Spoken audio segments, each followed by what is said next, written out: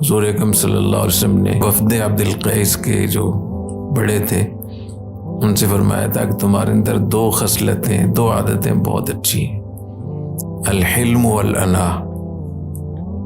حلم کا معنی ہوتا ہے رد عمل دینا، کسی نے آپ کے خلاف کوئی بات کر دی، آپ کو ناگوار گزری تو حوصلہ کریں، برداشت کریں اور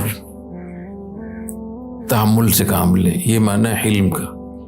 انا کا معنی ہوتا ہے اقدام کرنا، کہ اقدام کرنے میں سوچ سمجھ کے کام لینا، سوچ سمجھ کر اقدام کرنے کو انا کہتے ہیں، اور رد عمل دینے میں حوصلہ سے کام لینے کو حلم کہتے ہیں، الحلم والانا۔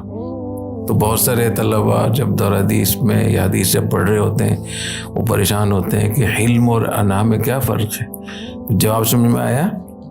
ایک کسی نے آپ کے ساتھ کوئی ایسا رویہ کیا ہے، کوئی ایسی بات کی ہے جو آپ کو ناگوار گزری ہے، اس وقت جو آپ حوصلے سے کام لیں گے، تحمل سے کام لیں گے، اسے کہیں گے حلم۔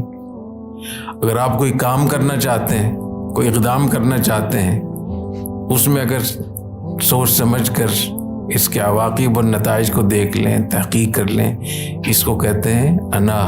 اور یہ دونوں چیزیں لیڈرشپ کے لیے ضروری ہیں۔ جو 32 اوصاف ہیں نا لیڈرشپ کے، قیادت کے، اس میں یہ دونوں چیزیں بہت ان کی اہمیت ہے۔